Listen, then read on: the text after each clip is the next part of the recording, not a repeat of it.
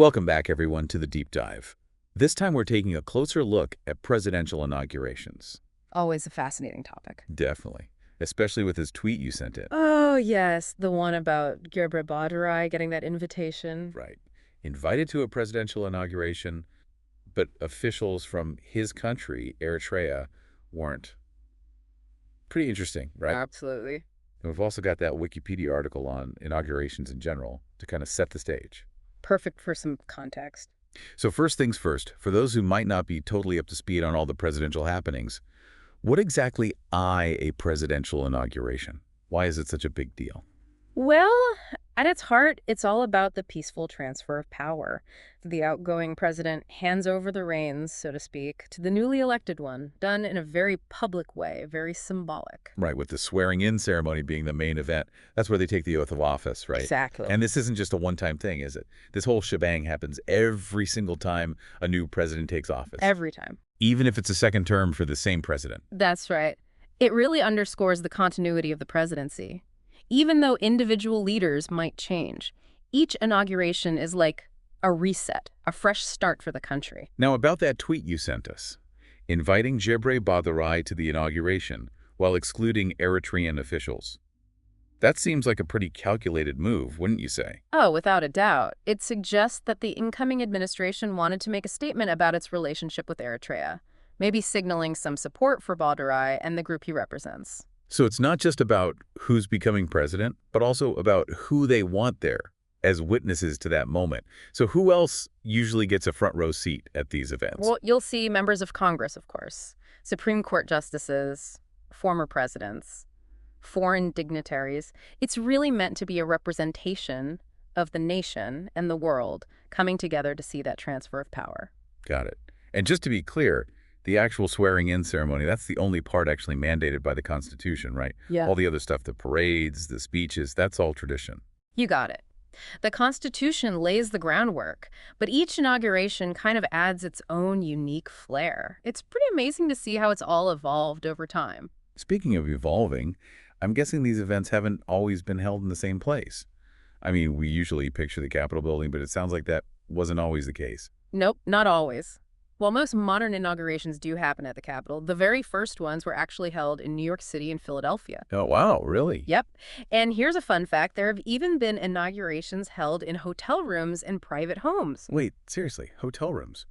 What kind of situation would lead to that? Well, think about Presidents Tyler, Arthur, Coolidge, Theodore Roosevelt.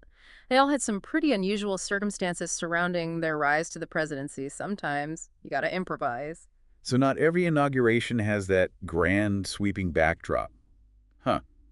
Makes you think what it must have felt like for those presidents, taking the oath in those unexpected places.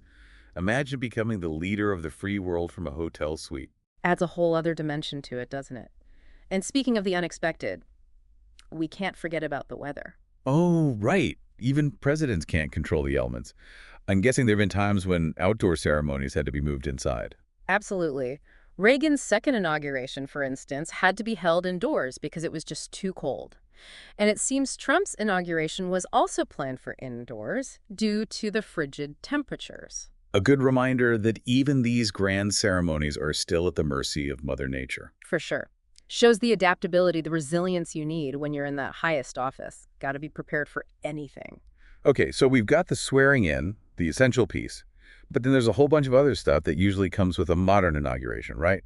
What else is on the agenda? Think of it as a multi-day celebration.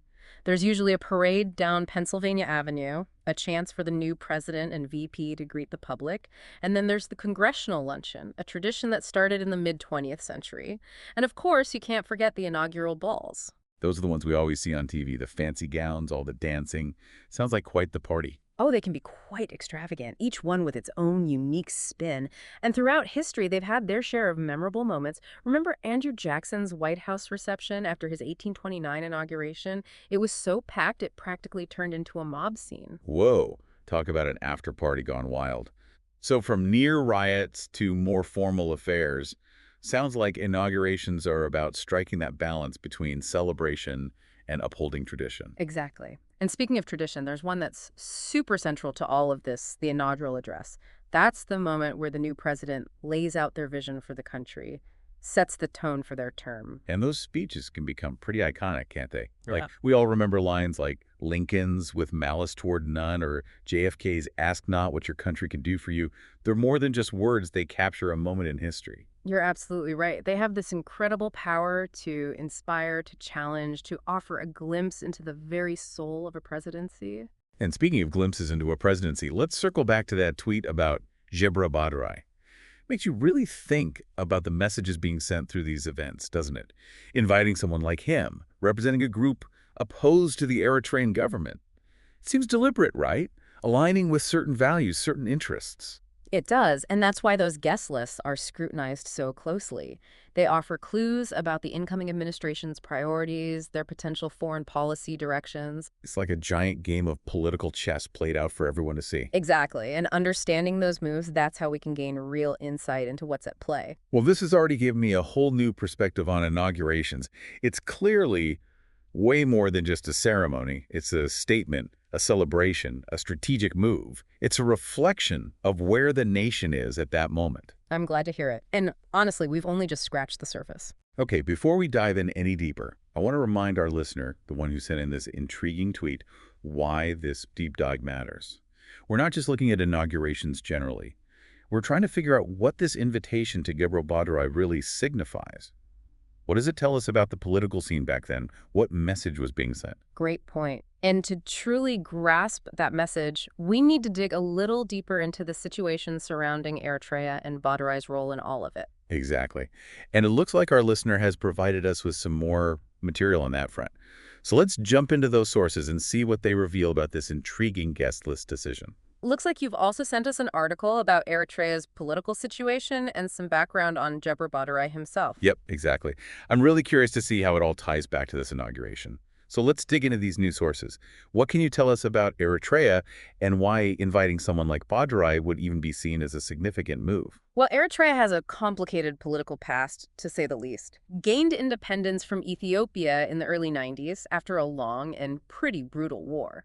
Right.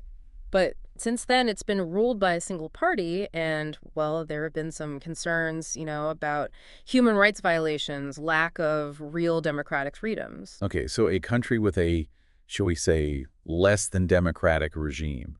So where does Jebra Badrai fit into all of this? He's a big name in the Eritrean diaspora, known for advocating for democratic reforms, pushing for human rights back in Eritrea. Right. He's been pretty outspoken, a critic of the Eritrean government, calling for more political participation, respect for human rights, that sort of thing. So by inviting him to the inauguration, the incoming U.S. administration was basically siding with his cause, right? And by extension, sending a not-so-subtle message of disapproval to the Eritrean government. That's one way to interpret it, for sure. It would be a way of showing support for those pushing for democracy within Eritrea, even if it risks, stirring things up with the current regime. It really shows how these inaugurations can be used for diplomacy. Not just big speeches or formal agreements. Sometimes it's about who you choose to stand with, who gets that spotlight on the world stage. Absolutely. And in this case, it looks like the incoming administration was making a very conscious decision, prioritizing human rights, democracy, over keeping things smooth with a government that, well, hasn't exactly been a model citizen in those areas. It's wild how something as simple as a guest list can carry so much weight, send such complicated signals, makes you think about all the strategizing that goes into these events. Oh, for sure. Every detail is meticulously planned.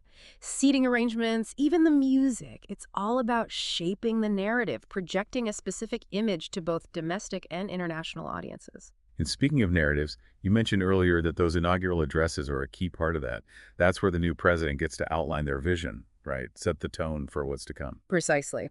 They've really become a cornerstone of American political tradition. From Washington's first address all the way to the most recent ones, these speeches offer a glimpse into how the presidency has evolved, how the country itself has changed. Now, I'm curious, have there been any inaugural addresses that tackled foreign policy head-on?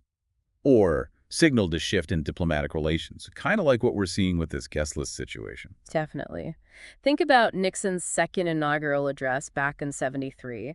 He talked about his efforts to build relationships with the Soviet Union, with China, ushering in that period of détente during the Cold War. Wow, right. It was a clear signal that his administration was putting diplomacy and cooperation front and center, moving away from confrontation. So while the guest list can hint at foreign policy directions, the inaugural address is more direct. That's where the president really lays out their global vision. Exactly. It's their chance to spell out their values, their goals, their whole approach to international relations. And those words, they can have a lasting impact, shape the course of history. Makes you wonder what the inaugural address that followed this guest list decision sounded like. Did it double down on that support for democracy and human rights in Eritrea? Did it offer any concrete policy proposals related to the region? That's a great question, one that would require a closer look at the speech itself. It would be interesting to see how the president's words lined up with that symbolic gesture of inviting Bhattarai. Well, I'm definitely going to have to check out that speech now. It seems like every part of these inaugurations, from the guest list to the speeches, it's all connected. And you can really analyze it for deeper meaning. Precisely. That's what makes studying these events so fascinating. They're like these multi-layered puzzles, revealing how American politics and diplomacy work behind the scenes.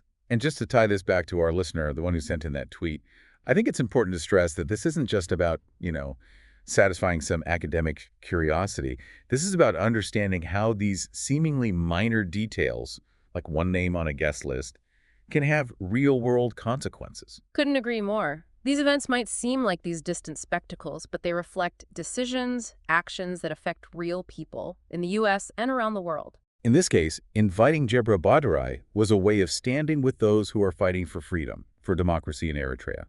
Maybe it didn't lead to immediate change, but it sent a signal that their struggle was being recognized, that the U.S. was taking a stand.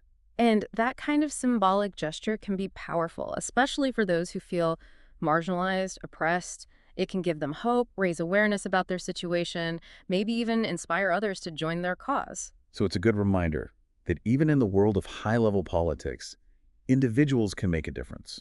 Even small actions can create ripples and lead to change. Exactly. And that brings us back to the bigger picture, the real significance of inaugurations.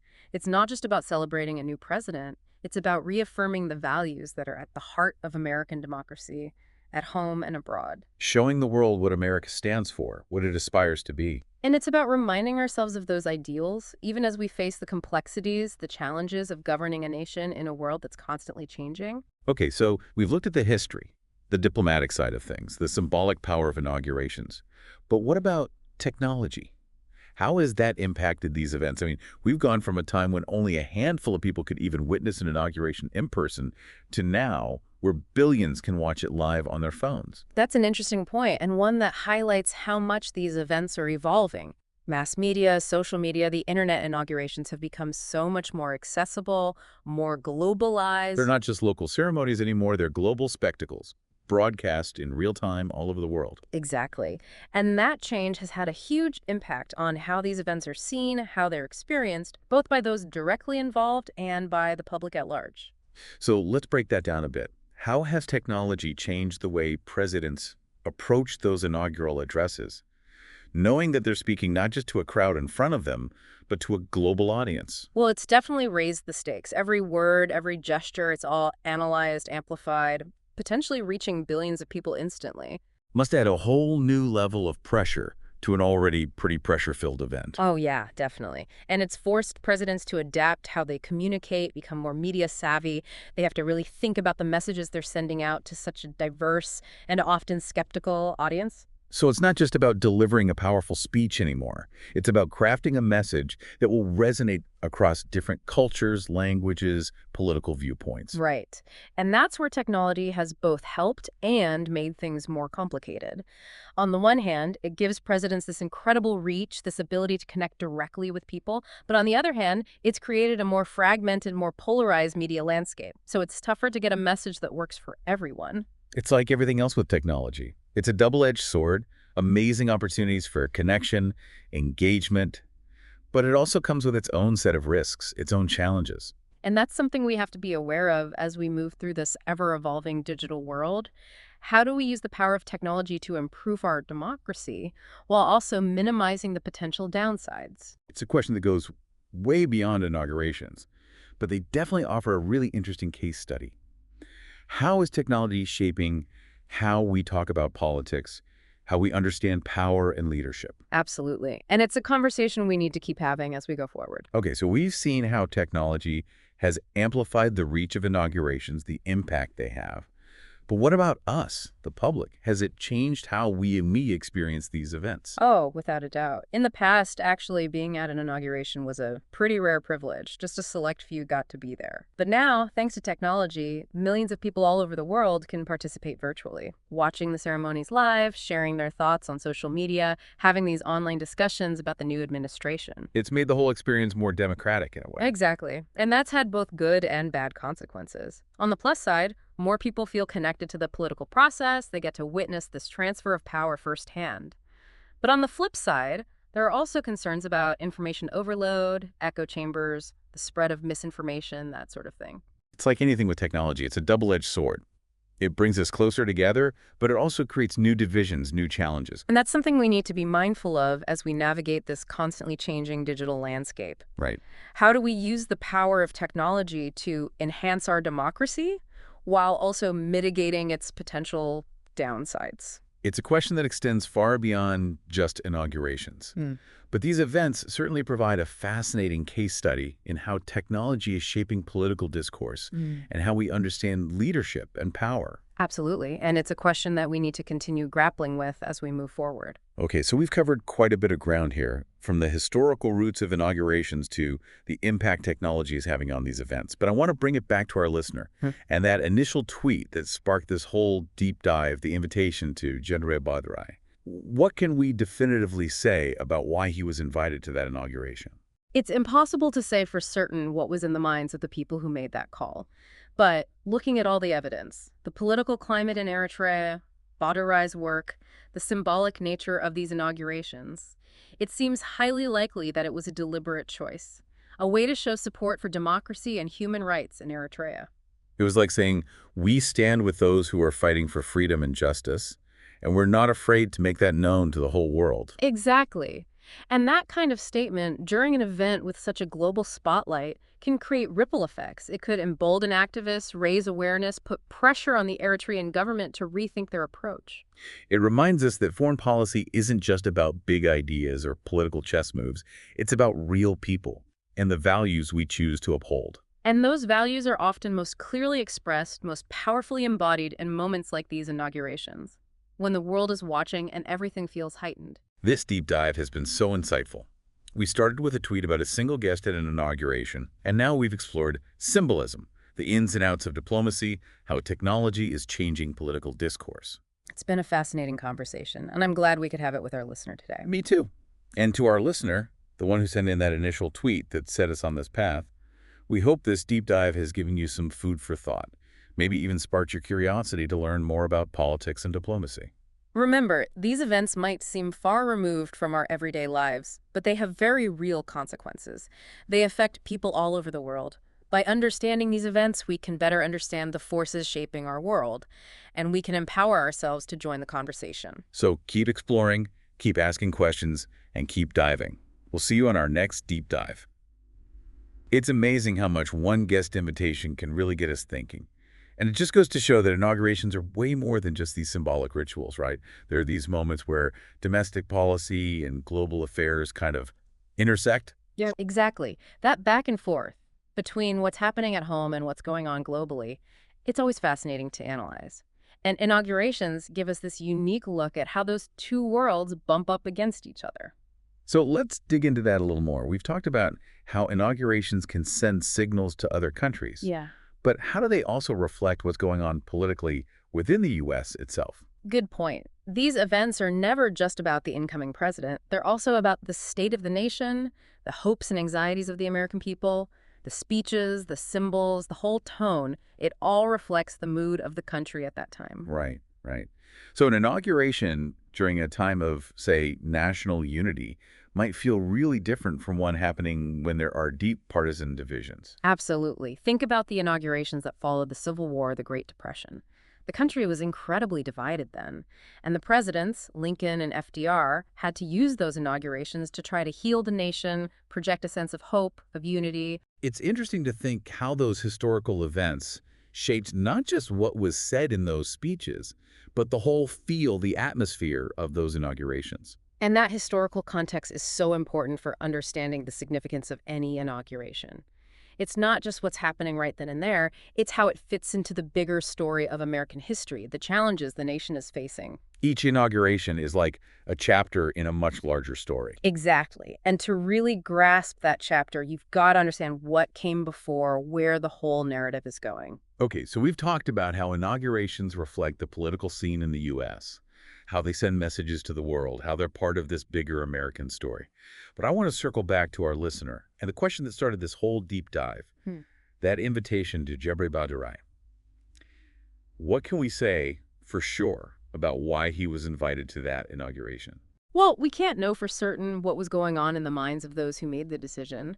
But considering everything we've looked at, the situation in Eritrea, Badarai's activism, the whole symbolism of inaugurations, it seems really likely that it was a deliberate choice, to show support for those pushing for democracy in Eritrea. It was like a way of saying, we, the U.S., stand by these values, even if it meant potentially causing some friction with the Eritrean government. Right, and that's a powerful statement to make, especially on a global platform like that. It's not just about Eritrea, it's about sending a message to the world that the U.S. is committed to these principles, that it's willing to stand up for them, even when it gets a little complicated. It's a good reminder that foreign policy isn't just about, abstract ideas or geopolitical maneuvering. It's about real people and the values we as a nation choose to uphold. And those values often come through most clearly in moments like inaugurations, right? When the whole world is tuned in and the stakes are high. Well, this has been an amazing deep dive. We've explored so much.